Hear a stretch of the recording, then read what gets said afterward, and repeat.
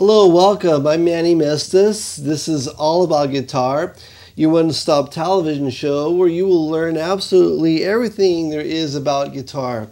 And today we have a very special show that really hinges upon the whole aspect of being a professional musician, and that is really politics. All the years that I've been doing the show, I don't think I've ever talked about politics in relationship to being a musician. But recently, some events have come up that really do affect my life in a very personal way, and then also your life in a very personal way, especially if you're planning a special event or wedding, because the opportunities that we have taken for granted and have enjoyed, especially in the wineries and agricultural lands that hosting weddings, that may all be coming to a stop here or being drastically affected. And so I want to bring it to your attention, and sometimes professional musicians need to get their feet into water where we've never gone before, but it's really important because in essence, this song that you just heard me perform, I play at a lot of weddings, and the music may be going silent at weddings here on the Central Coast unless we stand up, make our voices heard, take some action, and to preserve the life as we have come to love and enjoy here on the Central Coast, not only as residents here, but many people that travel from around the world here to enjoy the beauty and what we have to offer here. I have three guests that I want to introduce to you today to tell more about the story of what we're facing. And I want to introduce Jackie Crabb. Welcome, Jackie, to my show, to All About Guitar. And we have Deis. Thank you for coming. And Jack Hutchinson, who's a fellow member of CCWP, as well as Debbie. And Jackie is a member of the Farm Bureau. And I'm going to ask her to basically describe the problem and the process that we're going through and the solution. We want to focus on the solution because we got to take action, get the word out to intervene, because the life as we know it on the Central Coast, as far as weddings, special events, all of that is being affected by an ordinance that's being proposed at this time. So Jackie, first of all, you are involved in farming? Well, I'm the executive director of the Farm Bureau, which is a nonprofit organization. Okay. And right now you are concerned about this ordinance. Describe the ordinance. Well, in 2005, our Board of Supervisors authorized the planning staff to put an ordinance together on agricultural tourism. And they created a working group to discuss it. And when you talk tourism, that ranges from events to bed and breakfast to dude ranches, farm stores.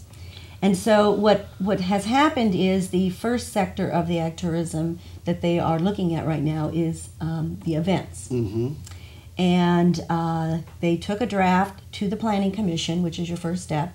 And it's been in the Planning Commission for some time. And once it got into the Planning Commission, there's been some very major concerning issues and changes that have taken place. And the biggest one that has gotten our attention is that in the original draft that went before the Planning Commission, you could hold weddings and what they call special events. So you could hold weddings, concerts, large parties on agriculturally zoned land.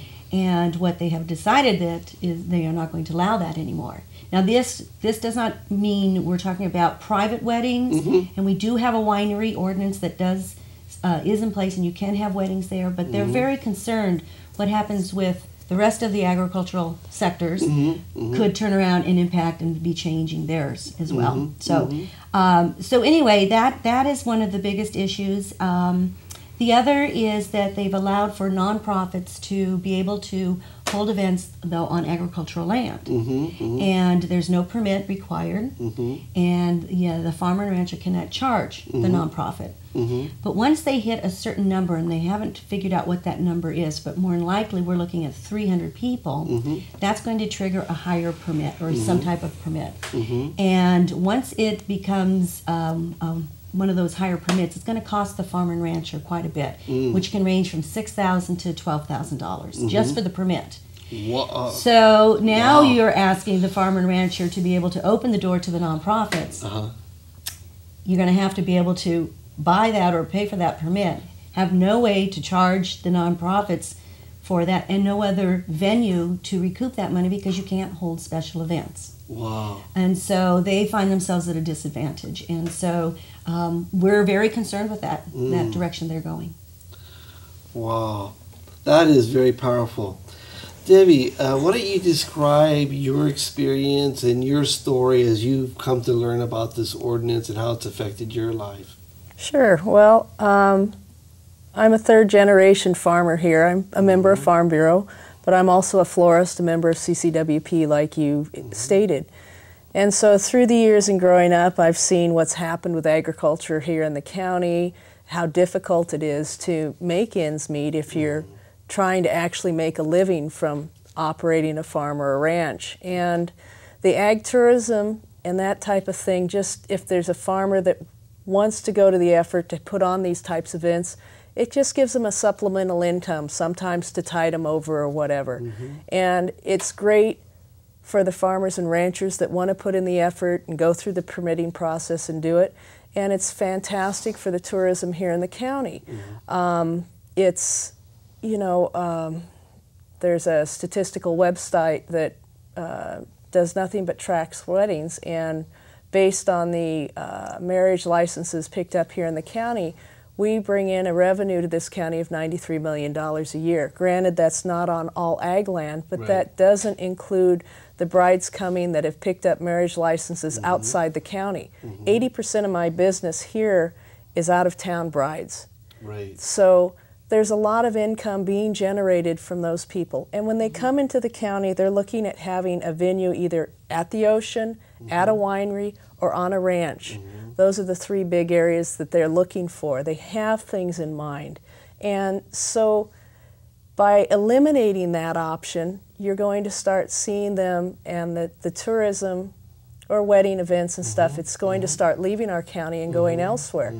Well, when I buy for a wedding all my flowers, I'm buying locally. I'm buying from my suppliers locally, which means we're turning that money over here in the county so much, and it's bringing in, you know, it's generating a lot of income in many different ways. And I think that's going to make it extremely difficult, you know, for a lot of us to be able to stay here in the area.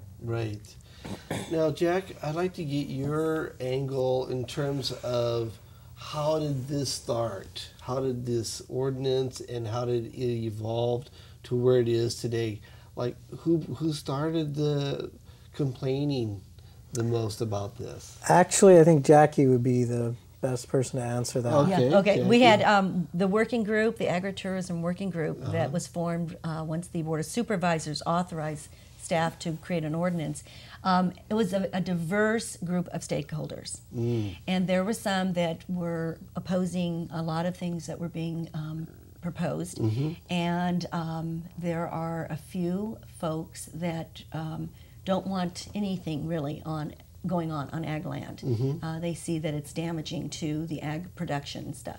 We had it when the draft went before the Planning Commission. We had it where if you as a farmer and rancher wanted to hold an event, you had to be able to show that you had 90 to 95% of your property had to be in production agriculture. And so for Farm Bureau, our concern is that they're going to take the ag lands and turn them into Disneylands. We don't want that. So by putting a cap and saying that you have to be in production by 90, 95%, that helps guarantee that we keep that intact.